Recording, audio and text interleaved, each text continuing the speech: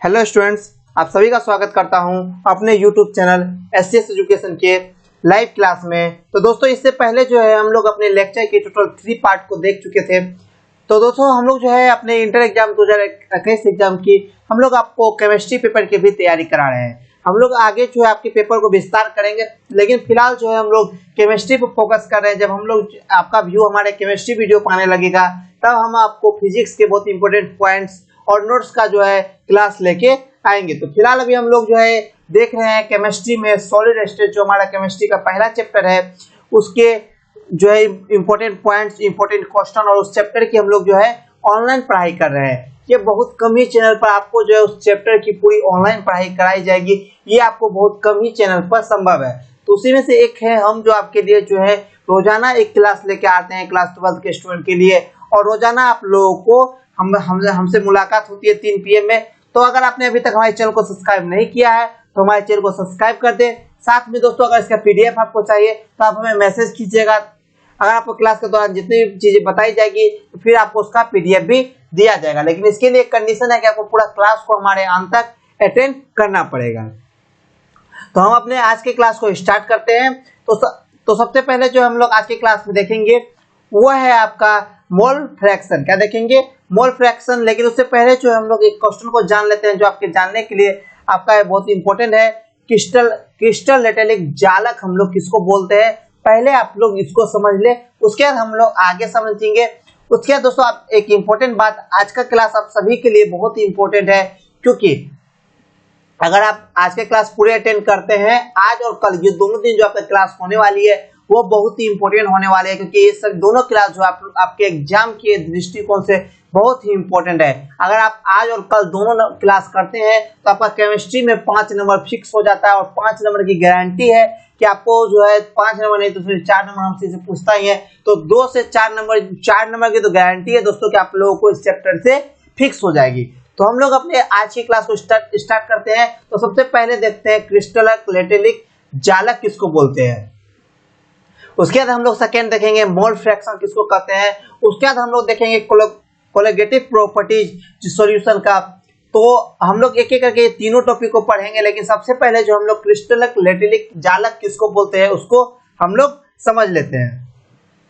साथ में दोस्तों, आप लोगों के लिए एक अच्छी बात है कि अगर आप लोग हमारे साथ हिंदी और इंग्लिश दोनों मिक्सिंग क्लास करते हैं तो आपका इंग्लिश में जो पकड़ है वो बहुत मजबूत हो जाएगी, क्योंकि आपका जो इंग्लिश है वो 100 मार्क का है। तो आप लोग अगर इंग्लिश से भागेंगे तो फिर आप लोगों को समझने में दिक्कत होगी, क्योंकि आप लोग इंग्लिश जो है 100 से 150 मार्क का आप लोग इंग्लिश देते हैं। तो इसलिए आप लोग इंग्लिश में ज्यादा से ज्यादा समझे। आपको 1, 2, 3 क्लास हमारी क्लास में करने में प्रॉब्लम होगी, इंग्लिश समझने में प्रॉब्लम होगी, लेकिन आपको अगर ये गारंटी के साथ कहते हैं आपको 5वें से 6ठे क्लास के बाद आपको इंग्लिश में अच्छी पकड़ हो जाएगी और आपको इंग्लिश में समझ भी आ जाएगी। तो हम लोग क्रिस्टल लेटेलिक किसको कहते हैं उसको पहले हम लोग समझते हैं। तो वे सॉलिड जिसके कंस्टिट्यूएंट पार्टिसिपेंट, जिसको हम लोग हिंदी में क्या बोलते हैं, अवयवी कण। तो वे ठोस जिसके अवयवी कण जैसे एटम्स मतलब परमाणु, आयन, मॉलिक्यूल मतलब आणविक 3D स्पेस में, मतलब 3D स्पेस में रेगुलर ज्योमेट्री में अरेंज होते हैं, उसको हम लोग क्रिस्टल लेटेलिक या स्पेस लेटेलिक कहलाते हैं। ये क्वेश्चन आपसे 2 नंबर में एग्जाम में पूछा जाता है कि क्रिस्टल लेटेलिक या स्पेस लेटेलिक किसको कहते हैं। ये आप लोगों से 2 नंबर में पूछा जाता है। तो आप लोग इसको जो है याद कर लेंगे कि वे सॉलिड मतलब वे ठोस जिसके कंस्टिट्यूएंट पार्टिसिपेंट मतलब अवयवी कण जैसे एटम्स, आयंस एवं मॉलिक्यूल्स 3D स्पेस में रेगुलर ज्योमेट्री में अरेंज रहते हैं, उसको हम लोग क्रिस्टल लेटेलिक या स्पेस लेटेलिक कहलाते हैं। आप लोग ये क्वेश्चन को अच्छे से याद करने के लिए आपके एग्जाम के दृष्टिकोण से बहुत ही इंपॉर्टेंट क्वेश्चन है। तो आप लोग इसको समझे। अब हम लोग समझते हैं मोल फ्रैक्शन किसको बोलते हैं। क्या समझेंगे आप लोग नेक्स्ट? मोल फ्रैक्शन मतलब दोस्तों मोल प्रभाज क्या होते हैं। मोल फ्रैक्शन हिंदी हो गया, इसका क्या हो गया दोस्तों? मोल प्रभाज। तो हम लोग इसको किसको बोलेंगे? तो किसी सॉल्यूट अथवा सॉल्वेंट मतलब सॉल्यूट का हिंदी क्या हो गया आप लोगों का? सॉल्यूट मतलब हो गया दोस्तों घुलनशील पदार्थ। तो वे घुलनशील पदार्थ या सॉल्वेंट का हिंदी हो गया आप लोगों का विलायक। तो वे घुलनशील पदार्थ या विलायक के नंबर ऑफ मोल्स एवं सॉल्यूशन के नंबर ऑफ मोल्स के रेशियो अनुपात को हम लोग मोल फ्रैक्शन कहते हैं। अगर आप लोग इसका हिंदी अगर आप लिखेंगे मोल प्रभाज का, तो आप लोग लिखेंगे किसी घुलनशील पदार्थ अथवा विलायक के नंबर ऑफ मॉलिक्यूल्स, मतलब उस नंबर की संख्या को सॉल्यूशन के नंबर ऑफ मोल्स। तो आप लोगों को हिंदी में जो है आपको शब्द का पटांग मतलब शब्द का एक मेल नहीं खा पाएगा। तो अगर आप लोग इसको इंग्लिश और हिंदी दोनों में लिखते हैं तो आपका ये नंबर भी आपको एग्जाम में अच्छा मिलेगा। अगर आप लोग इंग्लिश और हिंदी में लिखते हैं तो आपको नंबर अच्छा मिलेगा, क्योंकि अगर एग्जामिनर को अगर वो पढ़ने में आसानी लगेगी तो वो आपको ज्यादा से ज्यादा नंबर देगा। आप उसी लैंग्वेज को अगर भाषा में लिख देते हैं, उसको समझने में परेशानी होती है, तो फिर आपका नंबर भी कट जाता है। तो इसलिए अगर आप लोगों से पूछा मोल फ्रैक्शन मोल प्रभाज क्या है, ये आप लोग क्वेश्चन को याद कर ही लेंगे, क्योंकि ये 2 नंबर में ये भी क्वेश्चन आप लोगों से पूछता है। तो हम लोग लिखेंगे किसी सॉल्यूट अथवा सॉल्वेंट के नंबर ऑफ मोल्स एवं सॉल्यूशन के नंबर ऑफ मोल्स के रेशियो, अनुपात को हम लोग क्या बोलते हैं, मोल फ्रैक्शन कहा जाता है। तो हम लोग कैसे समझेंगे, तो हम लोग एक एग्जांपल लेते हैं। क्या लेते हैं, एक एग्जांपल लेते हैं। उसमें हम लिखते हैं माना कि सॉल्यूट मतलब घुलनशील पदार्थ के number of moles small n है तथा सॉल्वेंट के नंबर ऑफ मोल्स जो है वो कैपिटल n है। ये हमारा स्मॉल n है और ये हमारा कैपिटल n है। तब तो ये आपका दोस्तों न्यूमेरिकल सॉल्व करने में आसानी देगी। तो यहाँ क्या है, सॉल्यूट के नंबर ऑफ मोल्स n एवं सॉल्वेंट के नंबर ऑफ मोल्स हमारा कैपिटल n है। तो आप लोग यहाँ देखिए क्या लिखा हुआ है, किसी सॉल्यूट अथवा सॉल्वेंट के नंबर ऑफ मोल्स एवं सॉल्यूशन के नंबर ऑफ मोल्स, इन दोनों में से किसी एक का नंबर ऑफ मोल्स एवं सॉल्यूशन के नंबर ऑफ मोल्स जो है के रेशियो को। तो हमारे यहाँ सॉल्यूशन के नंबर ऑफ मोल्स क्या होंगे, ये दोनों नंबर के जोड़, क्योंकि अगर घुलनशील पदार्थ रहेगा और अघुलनशील पदार्थ जो दोनों जो मिलकर जो पदार्थ बनाएंगे वो हमारा एक सॉल्यूशन मतलब जो एक विलायक बन जाता है। तो एक जो विलायक मतलब तो एक बिलियन जो बन जाता है, बिलियन तो बिलियन जो एक बन जाता है, सॉल्यूशन मतलब बिलियन। तो एक अगर बिलियन बन जाता है तो उसमें दोनों का मॉलिक्यूल्स ऐड हो जाता है, तो वो क्या हो गया हमारा n प्लस कैपिटल n। क्या हो जाता है, सॉल्यूशन के number of moles n plus capital n हो गया।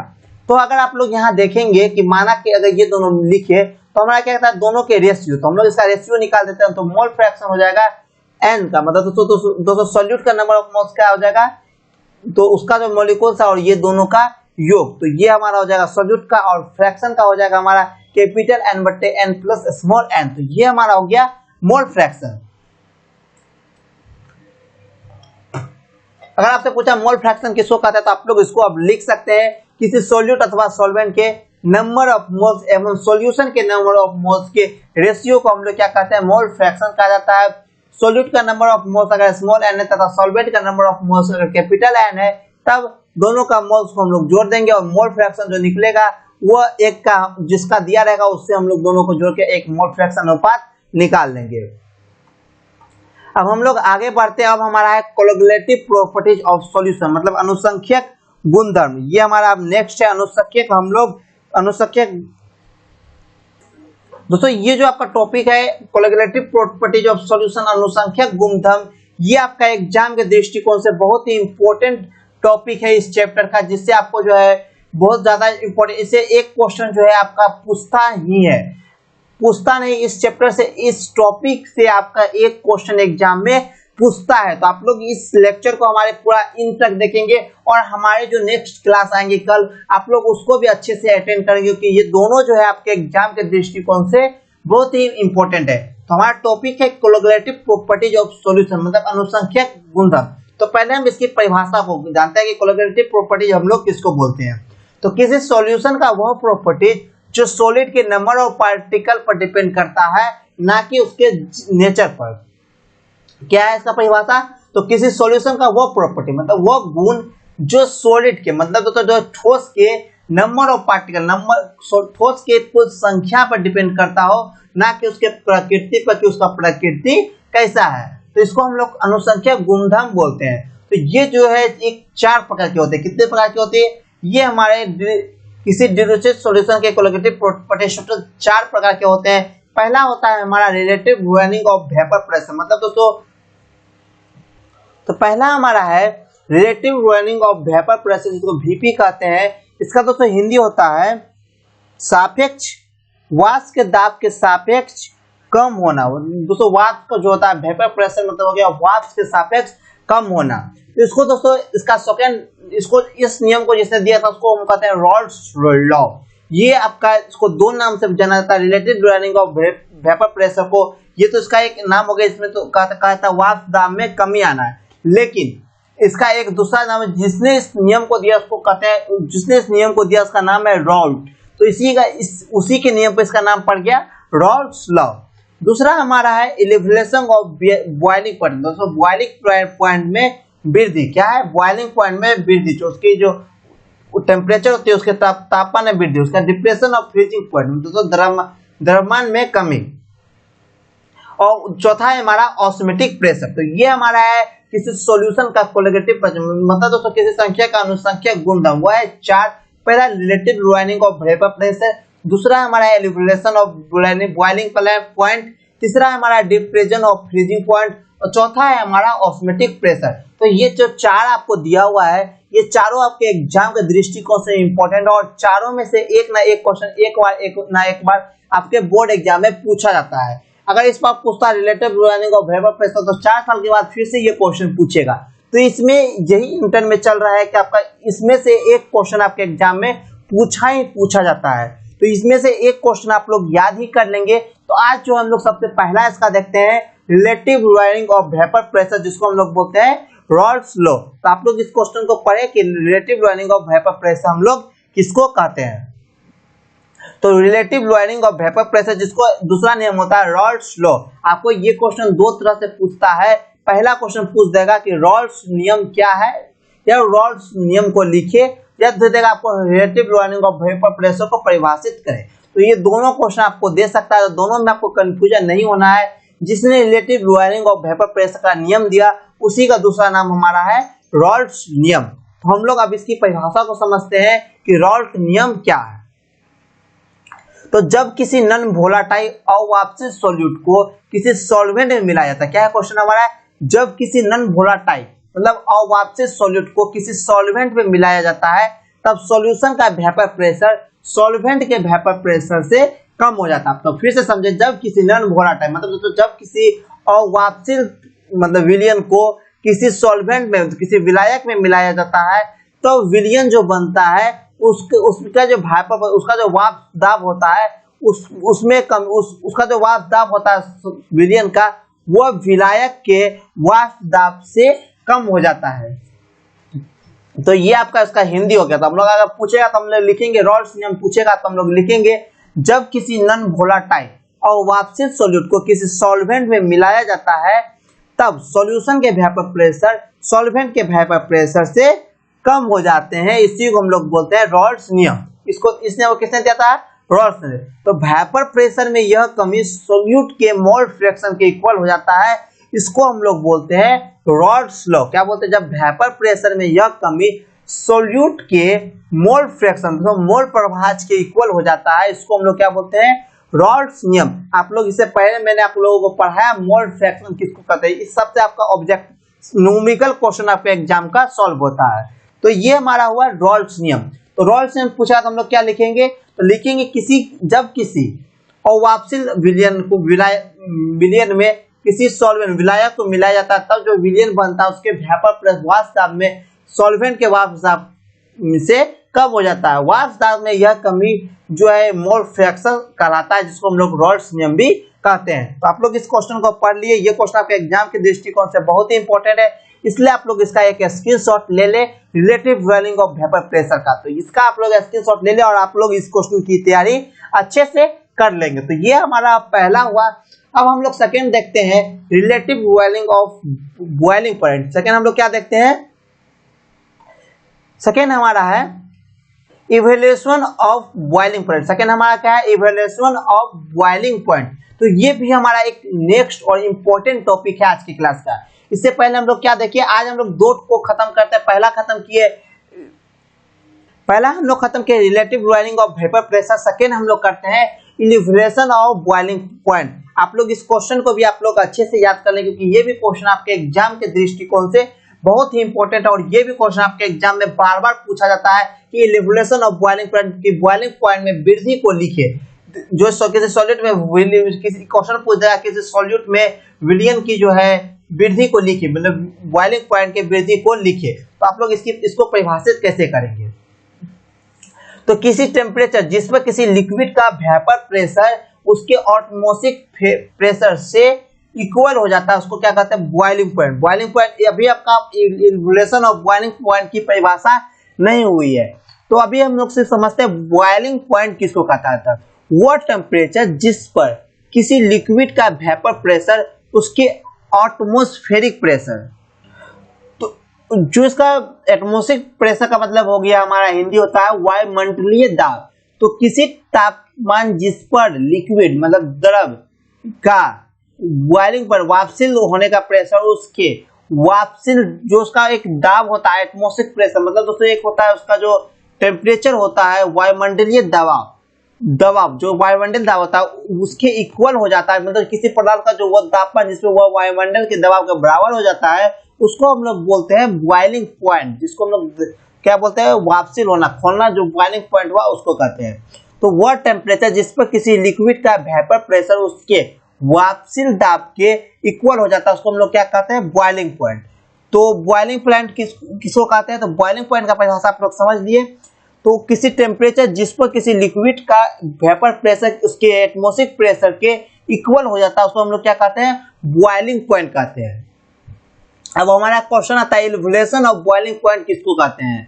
तो एक टेम्परेचर T0 है, क्या है पहला एक टेम्परेचर है T0, उस पर जो है दोस्तों सॉल्वेंट एवं सॉल्यूशन का वेपर प्रेशर का अंश सॉल्वेंट का है P और सॉल्यूशन का है S।